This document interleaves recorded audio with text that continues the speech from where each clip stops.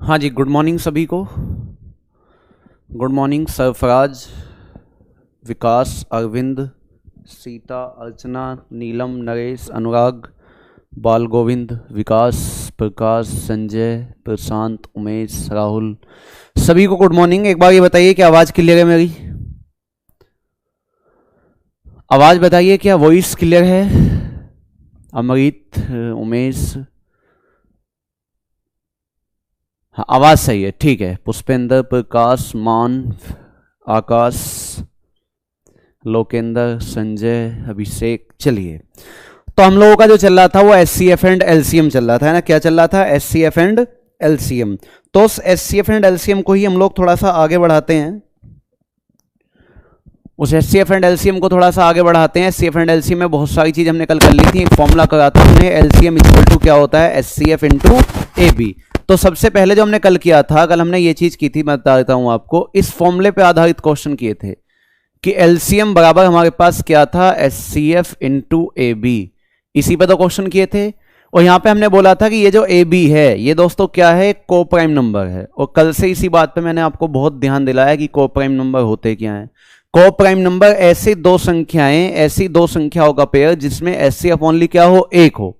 HCF क्या हो? Only एक हो। या दूसरी परिभाषा में कहूं कि ऐसी दो संख्याएं जो आपस में ना कटती हो। कल इसी बात को तो समझाया, खूब इसी बात को समझाया, ठीक है। चलिए, आवाज तो सही है भी, आवाज में कोई दिक्कत नहीं है। आप कह रहे हो फिंग हो गई, आवाज बिल्कुल सही है। देखिए, कोप्राइम नंबर, तो कल हमने काफी सारे इस पे क्वेश्चन किए, जितने टाइप घुमा सकता था वो सब हमने घुमाए।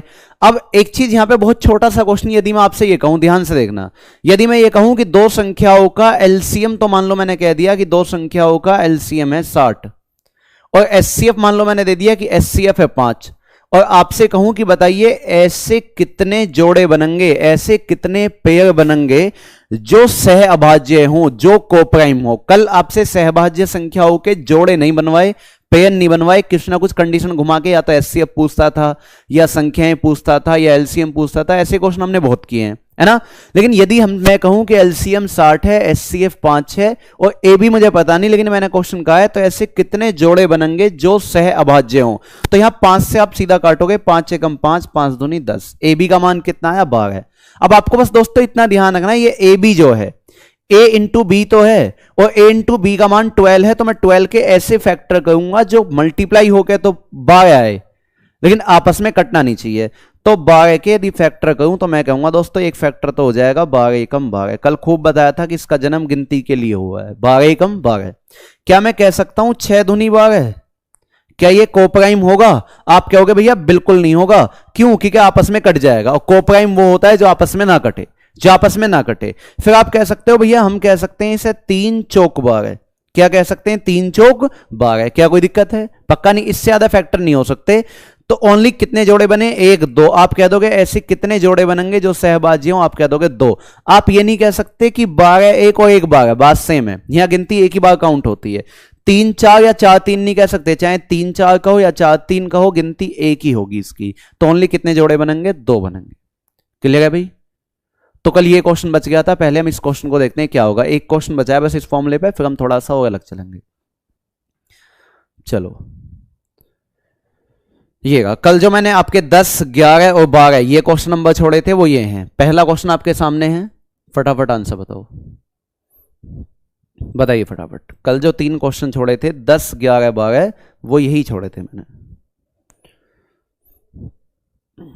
दो संख्याओं का एचसीएफ 5 है, एलसीएम 150 है, तो ऐसे कितने जोड़े बनेंगे जो सह अभाज्य हों? How many pairs of coprime numbers? 2, कुछ लोग कह रहे हैं 4, कुछ लोग कह रहे हैं 3। देखिए भी दोस्तों, क्वेश्चन नोट कर लेना। एलसीएम बराबर आपको पता है क्या होता है? HCF into A B. ये लास्ट क्वेश्चन है इस फॉर्मूले पे। और मैं आपको बता दूं, कल भी मैंने बताया था, इस फॉर्मूले पे अनेकों क्वेश्चन बनते हैं। जब भी तुम्हें किसी क्वेश्चन में थोड़ी बहुत दिक्कत लगे, इसे लगा के देख लेना, कभी इससे हो जाए, ठीक है। तो देखिए, एलसीएम आपको कितना दिया है? हम कहेंगे भैया एलसीएम दिया है हमें 150, बिल्कुल ठीक बात है। एचसीएफ कितना दिया? हम कहेंगे एचसीएफ हमें दिया है 5, और ए बी का मान मुझे नहीं पता। मैं जैसी 5 से यहां डिवाइड करूंगा, 5 3 15, ए बी का मान 30 है। तो उसने कहा है कि ऐसे कितने जोड़े बनेंगे जो सहभाज्य हो, जो कोप्राइम हो। तो आप बस इतना ध्यान रखना दोस्तों, a इंटू बी का मान है 30, तो मैं a और b के ऐसे मान लूंगा जो गुणा होने पर 30 आए लेकिन आपस में कटना नहीं चाहिए। तो इस 30 के यदि फैक्टर करूं तो हम कहेंगे सबसे पहला फैक्टर तो आप लिख दोगे 30 से कम 30, इसे तो कोई रोकने वाला है नहीं। दूसरा आप कह दोगे दोस्तों 15 दूनी 30, बिल्कुल ठीक बात है, आपस में नहीं कटता। तीसरा आप कह दोगे 10 तिया 30, आपस में नहीं कटता। और चौथा आप कह दोगे 5 छंग 30 या 6 पंजे 30, तो बात तो इक्वल है। क्या इनसे ज्यादा कोई फैक्टर आपके दिमाग में आ गए? नहीं। तो आप कह दोगे कितने जोड़े बनेंगे, हम कह देंगे जोड़े मतलब कि पेयर्स, हम कितने पेयर्स बना रहे हैं? 4। तो आंसर आ जाएगा 4, मतलब कि ऑप्शन ए। क्या आ जाएगा? Option A. कोई दिक्कत है? तो ये क्वेश्चन कल बच गया था।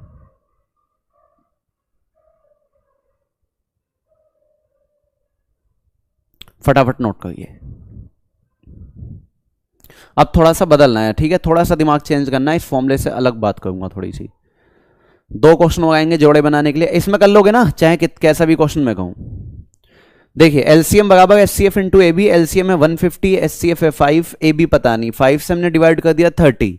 अब ए इंटू बी का मान आया, ए इंटू बी का मान आया, तो आप कहोगे भैया ए और बी के ऐसे मान लेंगे जो गुणा होने पे तो आपका 30 आए लेकिन आपस में कटे ना। पहला होगा 30 से कम 30, 15 दूनी 30, 10 तिया 30, 5 छंग 30। क्लियर है भाई? चलो नेक्स्ट चलते हैं। एक क्वेश्चन आपके सामने, इससे पहले ये लो आप 10, ये भी बच गया था कल, है ना, 9 तो हो गया था, 10 बचा था। इस क्वेश्चन को देखिए, अब थोड़ा सा अलग है। 2 संख्याओं का एचसीएफ 5 है और उनका योग 75 है, तो ऐसी कितने सह अभाज्य संख्याओं के जोड़े बनेंगे? हाउ मैनी पेयर्स ऑफ को प्राइम नंबर्स? हाँ, सब काउंट होंगे अमित, लेकिन आपस में कटने नहीं चाहिए, क्योंकि ये जो नाम है ना, ये जो नाम दिया हमने को प्राइम, ऐसे हिंदी में लिखा हुआ आएगा सह अभाज्य संख्याओं के जोड़े, तो इसका मतलब है ऐसे जो आपस में ना कटें। समझिए दोस्तों, बस क्वेश्चन नोट कर लगो फटाफट, हिंदी वाले हिंदी में, इंग्लिश वाले इंग्लिश में, ठीक है। चलिए देखिए, 2 संख्याओं का एचसीएफ 5 है और उनका योग 75 है, तो यहां पे मैं वो फॉर्मूला नहीं लगाऊंगा कि एलसीएम बराबर एचसीएफ इंटू ए बी, नहीं। क्यों? क्योंकि उसमें एलसीएम चाहिए, एचसीएफ चाहिए, ए बी ना भी पता हो तो 3 चीजों में से 2 चीज पता होनी चाहिए। अब यहां ना तो आपको ए बी पता और ना ही आपको एलसीएम पता। तो देखो यहां पे सुनो ध्यान से, मुझे नहीं पता वो 2 संख्याएं कौन सी है, मैंने संख्याएं मान ली कि माना ए अनुपात बी के रूप में 2 संख्याएं हैं। क्लियर है? अब मुझे कल सिखाया गया था कि रेशियो में यदि आप अपने एचसीएफ की मल्टीप्लाई करते हो तो संख्याएं आती हैं। अगर 5 की यहां मल्टीप्लाई करूं तो मैं कहूंगा पहली संख्या 5 है, और 5 की यहां मल्टीप्लाई करूं तो मैं कहूंगा दूसरी संख्या 5 भी है। क्या कोई दिक्कत है? और इन दोनों का जो सम दिया है, इन दोनों का जो योग दिया है आपको दोस्तों, वो दिया है 75। वो क्या दिया है? 75। जैसे मैं 5 को यहां से कॉमन लूंगा तो दोस्तों अंदर बनेगा a प्लस बी, और a प्लस बी का मान कितना है? 75 है। और जैसे दोस्तों आप यहां 5 से डिवाइड करोगे, 5 एकम 5, 5 पंजे 25, a प्लस बी का मान 15 आया। तो देखो ध्यान से सुनना है मेरी बात को, a प्लस बी जो 15 आया, इसने कहा है ऐसे कितने सह अभाज्य संख्याओं के जोड़े बनेंगे। तो पहले क्वेश्चन में a इंटू बी का मान था जो भी था, 30 या 35 या कुछ भी, तो वहां मैंने कहा था कि ऐसी संख्याएं लेनी है गुणा होने पे इतना है लेकिन आपस में कटे ना।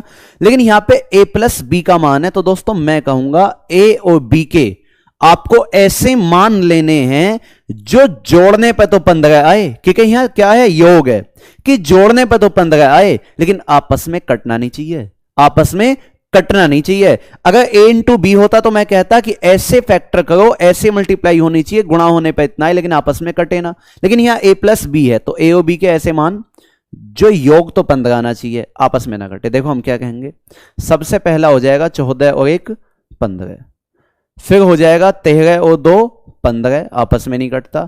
क्या 12 और 3 कह सकता हूं? नहीं, क्योंकि 12 और 3 कट जाएगा। फिर मैं कह दूंगा दोस्तों 11 और 4 15, बिल्कुल ठीक बात है।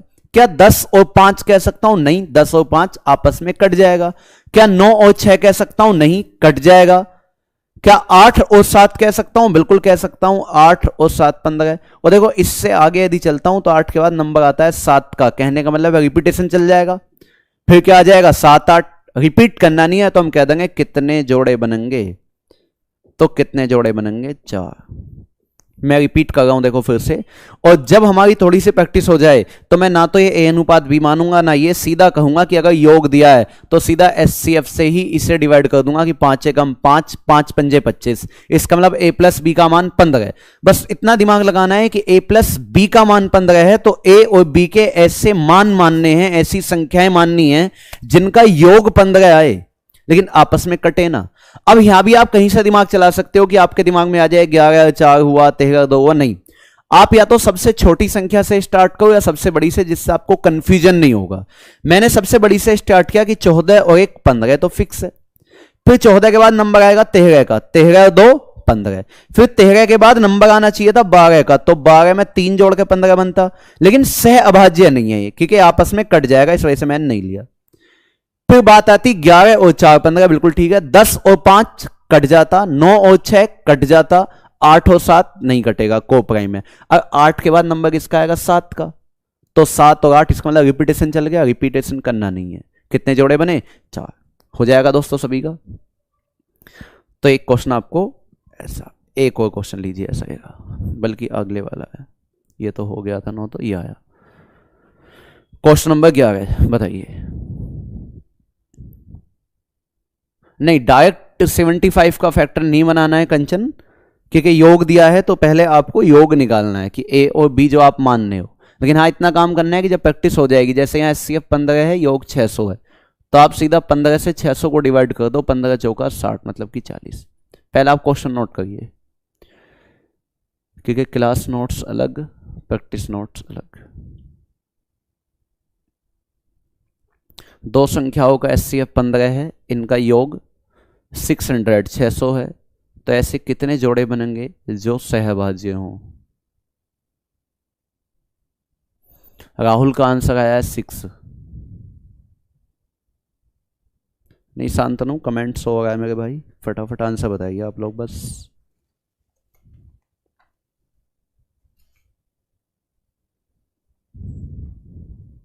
अनु का आंसर 6, योगेश का आंसर 8।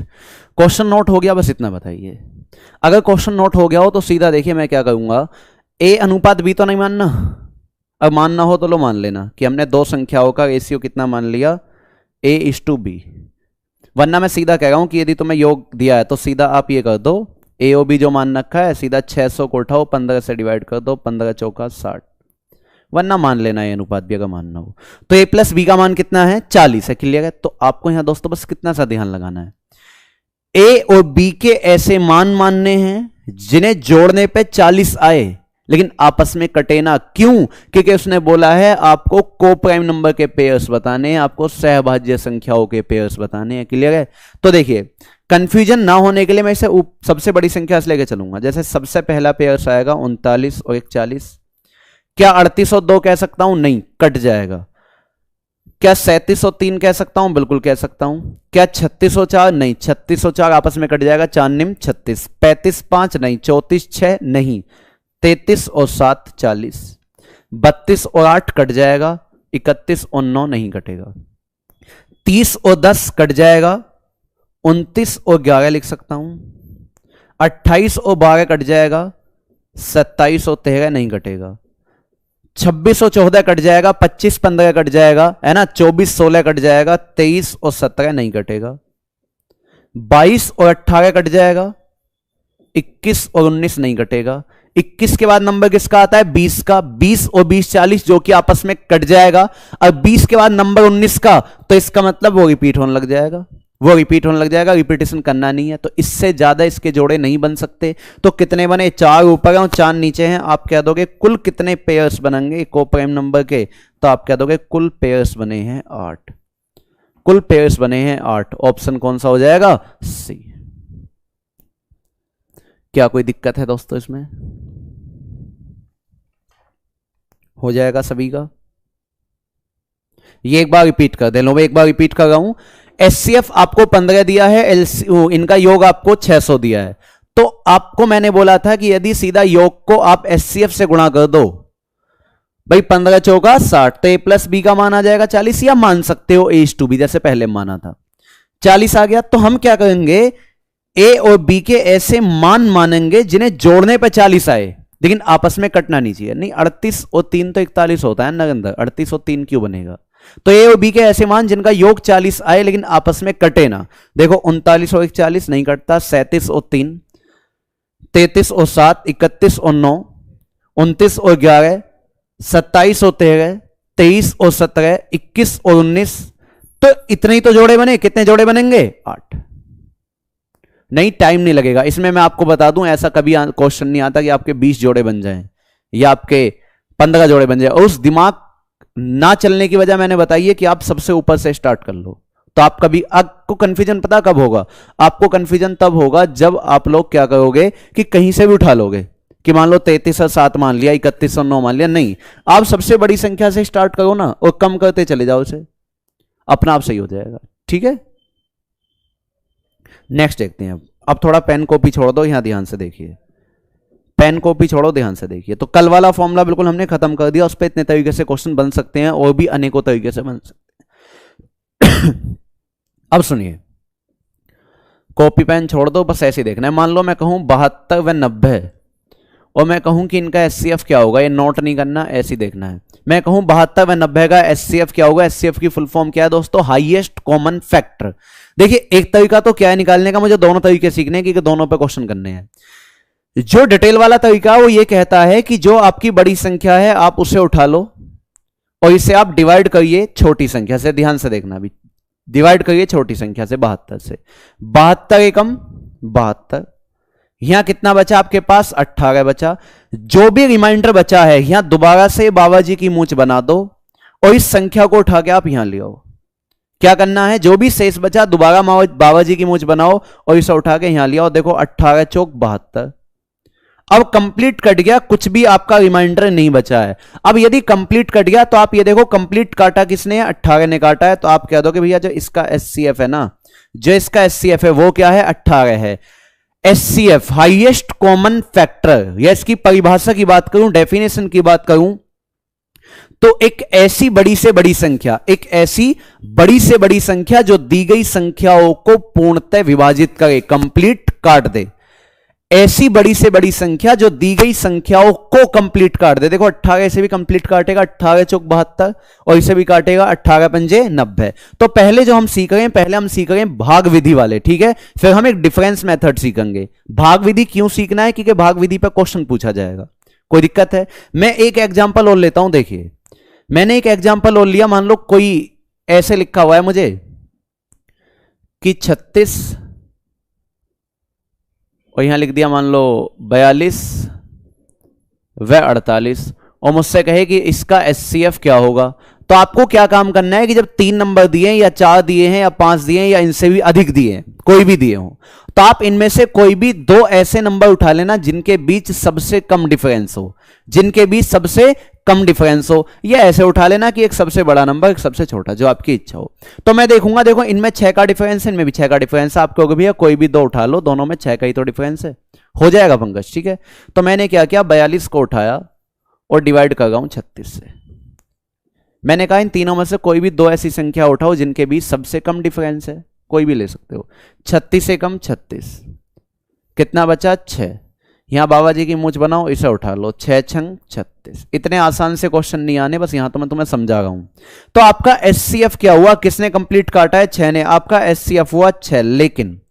लेकिन दोस्तों एक चीज ध्यान रखना, ये जो एचसीएफ 6 आया है, 1 सेकंड के लिए मुझे ये देखना है कि जो मेरी तीसरी संख्या बची थी, तीसरी संख्या बची है 48, क्या ये इसे कंप्लीट काट पाता है? तो देखो 6 अट्ठे 48 बिल्कुल कंप्लीट काट पाता है।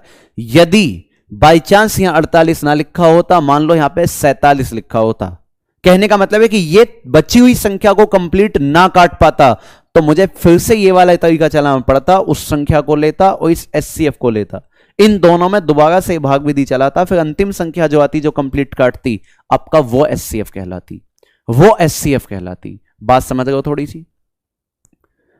सी बात समझ गए? अब यहां पे आइए, देखो यहां पे आइए, देखो दोबारा से, फिर मैं दूसरा डिफरेंस मेथड लूंगा और सुनिए। अब मान लो इस क्वेश्चन को मुझसे ये कह देता, दोस्तों ये जो क्वेश्चन लिखा हुआ है, मान लो ये कह देता कि 2 संख्याओं का एचसीएफ जब भाग विधि द्वारा निकाला जाता है, दो संख्याओं का एचसीएफ जब भाग विधि द्वारा निकाला जाता है तो ऊपर से नीचे तक भागफल मतलब कि कोशेंट, ऊपर से नीचे तक भागफल मान लो हमें कह देता कि 1 तथा 4 है, वे इनका एचसीएफ आपको कह देता कि 18 है।